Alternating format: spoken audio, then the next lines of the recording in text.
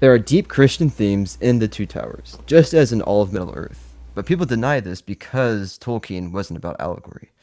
However, Tolkien's faith seeps into the characters from the Two Towers movie.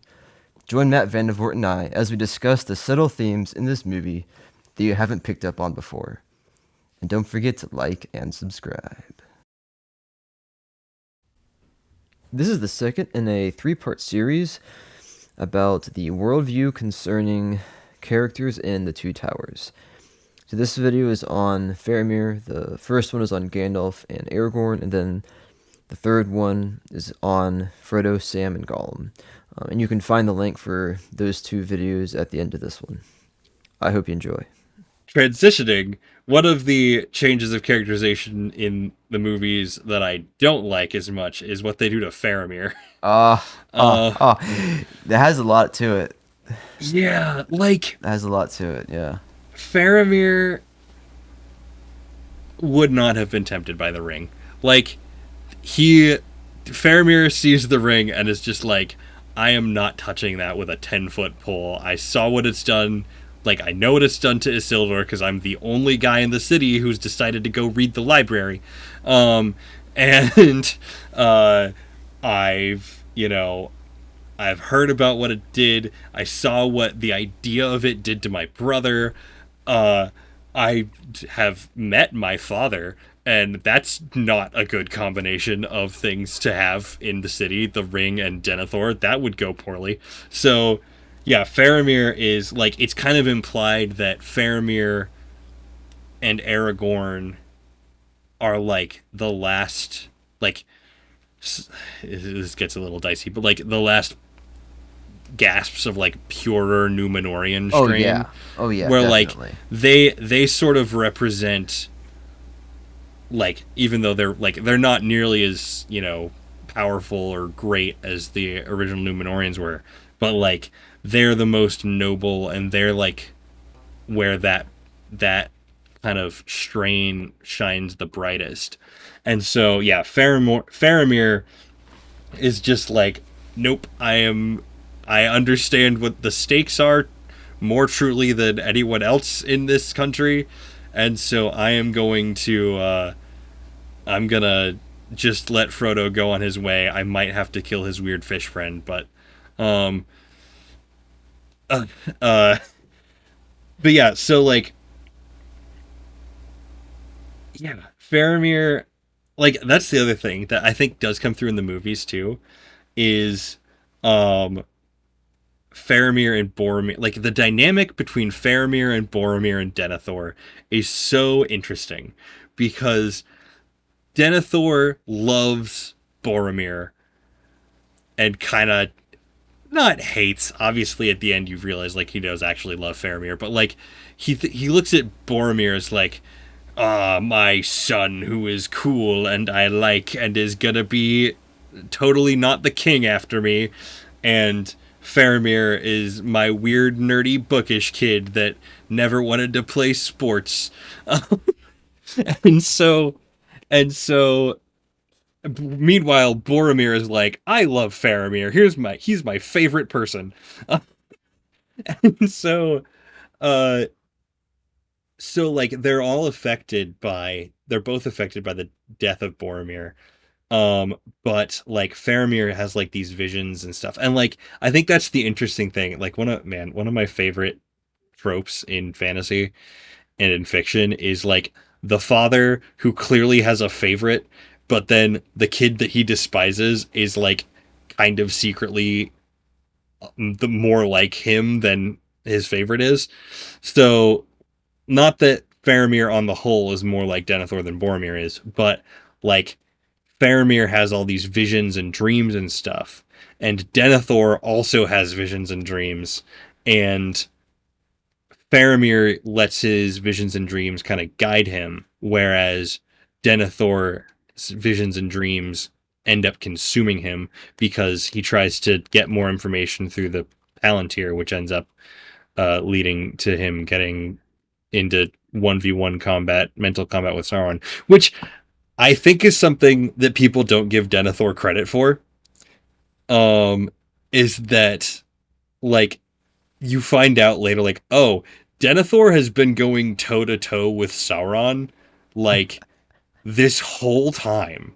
And the reason he's so depressed is because Sauron has been just, like, poisoning his mind, but Denethor is still, like, willing to stand up to him and fight him. Where, like, like Denethor also, I think, is one of those people that, like, secretly he also has a lot of that Numenorian-ness in him, but he just kind of takes it in a lot darker of a direction. Yeah, that's yeah. No, that is so true. Like, yeah, like yeah, because he's I don't know, just like when like a side note, not to get too much of a tangent on for like Denethor, but he's definitely he might seem like really kind of angry in a sense, but he's against Sauron. Yeah, Like he knows like what to do to be against Sauron, and they don't yeah. necessarily give him that. It's like the breaking point is when he like comes across Faramir, and like in the book that's like really the point where he like where his character turns downhill. But He finally is just like, screw it, nothing matters anymore. I lost my son, I lost my lineage, I lost everything. Um, I'm gonna go die like the pagan kings. But I was just gonna say, Denethor, in my mind, is everything that Snape should have been in Harry Potter. what? Where Oh like my!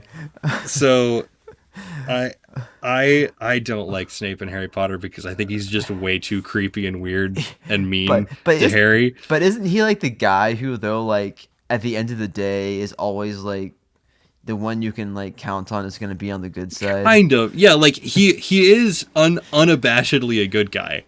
Um but he's just such a Jerk. jerk about it. Yeah, he's just such a he's just whereas like Denethor is like he's like the emo guy who's still like kind of doing all the right things, and then you find out um like, and this is the part particularly that I think is a good point of comparison between them, where like you find out later, oh, behind the scenes this guy has been doing way more than anybody thought that he was, but uh it just like Snape's jerkness is because he hates Harry's dad.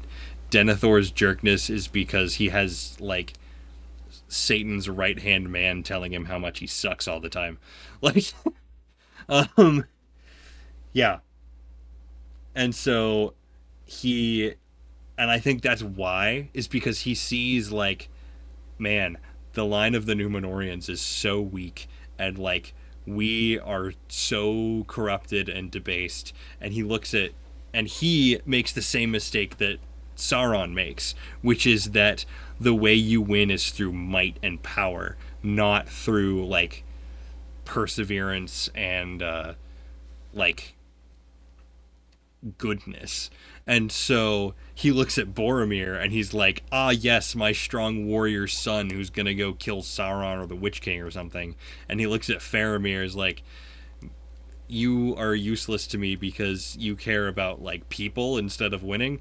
And so, uh, yeah. And then in the end, he realizes, I think he kind of realizes like, oh, I did this. We keep talking about Return of the King. We should talk about the Two Towers.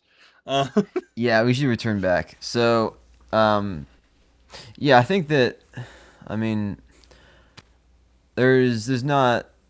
I think that the like, just to talk about like a book difference. I think it's just with Faramir's, like he never even is never even like cross his mind to take the ring. It's like he's like, hey, we're gonna get you guys into position to like get into Mordor, and I think I can't remember how much he knew about where they were going in the book, and if he like was like, "Oh, you guys shouldn't take that route," or if that was more yeah, of I a think in the book, he basically, like, when Frodo and Sam are like, yeah, he's taking us to this place that because they don't know any better, he's like, the frick did you just say? Like, What do you mean you're gonna go via this pass? Like, I hope you know what you're doing, and they did not. What's But interesting, just to say real quick, so the path of Kirith Ungol means like path of the spider. yeah, yeah, yeah. And Ungol is the first part Ah, of you're right. Ungoliant. Gulliant. Yes. Yep. Um. Yeah. So like that's another thing that I find really interesting. The tower, which I think they just call it Kirthungol, but um. Anyways, the tower, Minas like, Morgul. not Minas Morgul. Minas Oh, the Morgul is the tower like city. The past tower the that on the other side, because that tower, just like the Black Gate, was built by Gondor to guard from people coming out of Mordor, which is part of the reason why they're able to sneak in through that pass, is that the tower is not built to keep people out of Mordor. The tower is built to keep things in Mordor. Um and so yeah, so they yeah, that's one of the things in the book where it's like Faramir is just like I think he threatens Gollum in the books where he's like, if you so much as lay a finger on these people and I find out, I'm going to kill you. Uh, and yeah, he does not like Gollum, which is fair. Like I don't like well, I like Gollum, but I wouldn't want to have him be my hiking guide. right. Yeah. Anyways, I was gonna see if I could possibly find where Faramir might have said something to them, but um, Yeah. I also anyways, think I also believe that because this is where we get into the gray area again, kind of bleeding into Return of the King. Because in the books, I believe the last scene with Frodo and Sam is like Sam thinks Frodo is dead, and uh, it's either Sam thinks Frodo is dead or Sam just realized that Frodo isn't dead or is not dead yet. But they fight Shelob, and then uh, Sam uh, goes off to either try and save Frodo or so you don't know because that's one of the things they talk about in the making of the movies is that in the books when because of the way it's split up when the armies of men march to the Black Gate and the mouth of Sauron comes out and shows them the mithril shirt they don't like the reader does not know if Frodo is alive or not. And so it's a scene of, oh my goodness, they got Frodo, and quite possibly got Sam as well. Whereas in the movies, they time it so that the mouth of Sauron comes out and everybody's like, oh, we know that they don't have Frodo because Sam already rescued him. So, um, so yeah, so like they get all the way up to Shelob, and do they get to Shelob? Yeah, they get to Shelob. Um, and then I believe that's like the end of the book. The last thing you hear is, I'm going to go save Mr. Frodo, or they took Mr. Frodo, or something like that. yeah, yeah. So I mean, yeah, definitely, Faramir does. Um, Threaten Gollum. well, I mean, he does threaten Gollum, I think, and he Everybody does, threatens Gollum. and he says like, "Hey, you guys should be You guys shouldn't have him as you your should be guide. wary of going this way, but Yeah. because you're going this way, travel in this direction and you'll avoid the enemy until like you'll get past." So, um, anyways, it's an interesting connection there with Faramir and Boromir and just their different reactions to the ring. And I think it's interesting too. Like in the book, it does talk about how Faramir is closer to that bloodline. Faramir talks about being Numenorian, and he's like one of the few people who like look out into the west. and do that thing. So there's definitely a distinction, and so maybe there's a parallel being drawn there, about how he's focused. Thanks for watching. Check out the other two videos here on your screen.